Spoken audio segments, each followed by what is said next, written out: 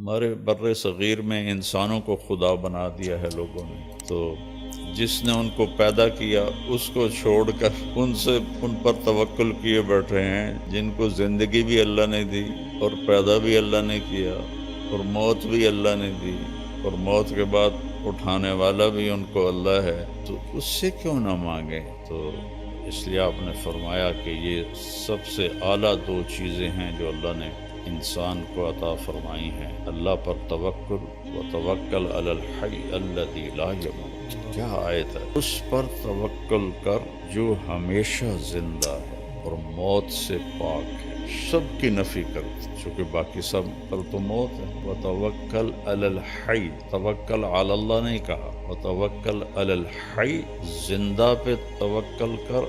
اور کون سا زندہ؟ زندہ تو میں بھی ہوں، آپ بھی ہیں، الذی لا یموت، جو موت سے پاک ہے۔ وسبح بحمدہ، اسی کی تسبیح پڑھ، اسی کو یاد کر۔ وکفیٰ بربک بذنوب عبادہ خبیرا بصیرا، اور تیرا رب تمہاری غلطیاں، تمہاری کوتاہیاں سب جانتا ہے، سب دیکھتا ہے۔ تو یقین ایسی دولت ہے کہ جو انسان کو انسانوں سے بے نیاز کر دیتا ہے اور اس کی نظر اللہ پر اور اس کے خزانوں پر چلی جاتی ہے، تو وہ آزاد ہو جاتا ہے۔ جس کا یہ ہو کہ فلاں میری مدد کرے گا، فلاں میری مدد کرے گا، کوئی زندہ کو پکار رہے ہیں، کوئی مردہ کو پکار رہے ہیں، تو اس آیت میں ان سب کی اللہ نفی کر رہا ہے۔ اسی پر بھروسہ کر جو موت سے پاک، زندہ ہے اور موت سے پاک۔ تو اس میں آدم علیہ السلام کی نسل میں جتنے آ گئے، جس مرتبے کے آ گئے، سب کی نفی ہو۔ پھر اللہ کا یقین ایسی دولت ہے کہ براہ راست اللہ کے خزانوں سے اس کا رابطہ ہو جاتا ہے۔ اس کو کسی پیر فقیر کو نہیں پکارنا پڑتا، وہ جو پیروں فقیروں کو دیتا ہے وہ اس کے ساتھ جڑ جاتا ہے۔ اللہ ہی ایک ایسی ذات ہے جس کے خزانوں کی انتہا کوئی نہیں۔ باقی جس نے بھی دینا ہے تو کہیں سے لے کے ہی دینا ہے۔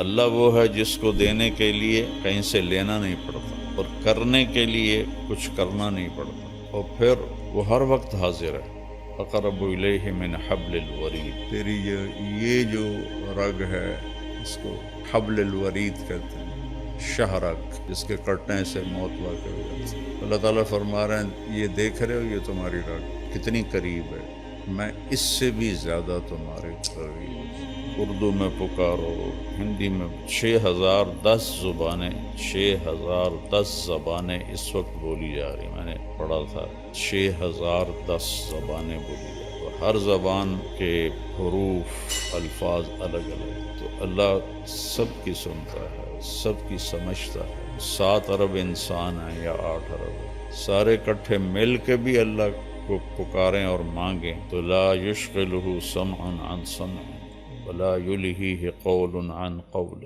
کہ اس کو کسی جگہ بھی یہ مشکل نہیں پڑتی کہ ایس کی آنکھیں ہے، ایس کی آنکھیں ہے۔ یہاں 2 آدمی بات کرنے لگ جائیں تو میں کہوں گا بھائی ایک بولو، یا تھوڑے 2 دی کٹھی میں نہیں سمجھ آ رہا، اور اللہ کہہ رہا ہے 100 طرف انسان نہیں، آدم سے لے کر آج تک جو مر گئے اور جو آج موجود ہیں اور جو آئندہ آنے والے ہیں، وہ اور جنات ہم سے لاکھوں گنا زیادہ ہیں، تم سب کٹھے ہو جاؤ، ایک دم مانگو، باری باری مانگو تو پھر تک قیامت آ جائے گی، ٹائم ہی نہیں ملنا، تم سب مانگو اکٹھے۔ اس میں گونگے بھی ہوں جو اشاروں سے مانگ رہے ہیں یا دل سے مانگ رہے ہیں، کوئی دل سے مانگے، کوئی بول کے مانگے، کوئی آہستہ مانگے، پھر ساتھ پرندے بھی شامل ہو جائیں، درندے بھی شامل ہو جائیں، سانپ بچھو بھی شامل ہو جائیں، مچھلیاں بھی شامل ہو جائیں، تو کیا طاقتور رب ہے کہ جو سب کی ایک وقت میں پوری سنتا ہے، سمجھتا ہے، اور پھر سب کا چاہا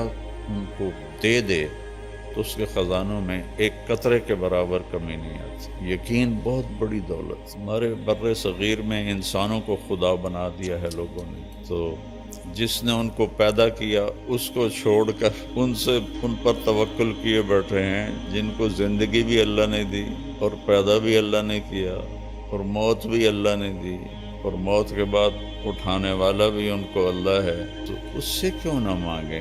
جو کہتا ہے دیکھو لوگوں سے مانگو تو وہ ناراض ہو جاتا، اور اللہ سے نہ مانگو تو وہ ناراض ہو جاتا، کتنا فرق۔ مانگنے پہ اللہ خوش ہوتا ہے، میں کہا کرتا ہوں کسی سے جان چھڑانی ہو بڑے اچھے طریقے سے تو اس سے قرضہ مانگنا شروع کر دو، وہ انشاءاللہ تمہارا نمبر ہی بلاک کر دے گا۔ اور اللہ سے جی لگانا ہو اور تعلق بنانا ہو تو اللہ کو پکارنا شروع کرو، اس سے مانگنا شروع کرو۔ میرے نبی نے فرمایا جوتے کا تسمہ ٹوٹ جائے تو وہ بھی اللہ سے مانگو۔ ہم لیا گئے تو وہاں ایک خاتون تھیں سادات میں سے جو بہت عرصہ پہلے تشریف لائیں، ان کی برکت سے وہاں کافی دین پھیلا۔ ان کا پتہ نہیں کیا نام تھا لیکن وہاں وہ پیر جگی کے نام سے مشہور ہے، پیر جگی۔ تو ہم ان کے سجادہ نشین سے ملنے گئے، ملنے کے بعد فاتحہ پڑھنے مزار پہ گئے تو وہاں عورتیں بیٹھی تھیں کافی سارے۔ پیر جگی پتر دیویں آ، پیر جگی پتر دیویں آ۔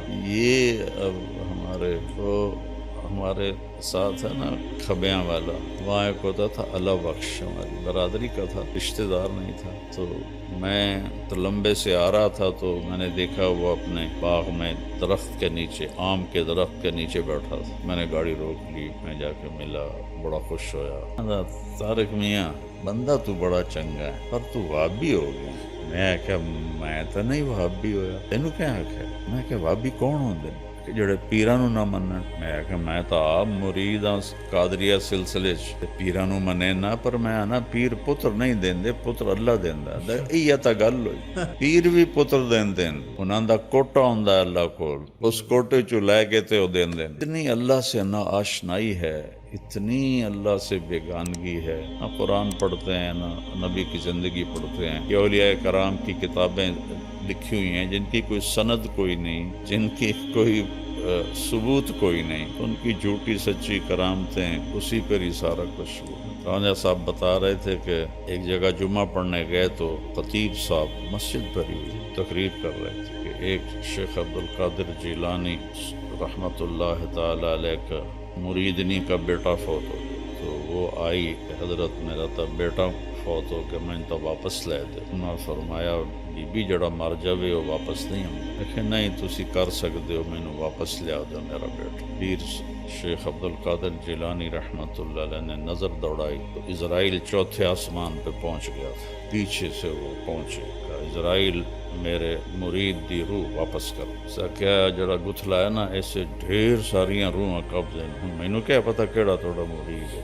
میں کہا اے جزرائیل آج میرے مرید دے توفیل سب زندہ ہون گے، تو گتھلی کھول دیتی، سارے زندہ ہو گئے۔ جہاں ایسے خطیب بات کر رہے ہیں لوگ سبحان اللہ کہیں، کہاں گیا ایمان، کہاں گیا یقین؟ اس لیے اللہ کے نبی نے کہا کہ یقین سے بڑھ کر اللہ نے کوئی نعمت نہیں دی، عافیت سے بڑھ کر اللہ نے کوئی نعمت نہیں دی۔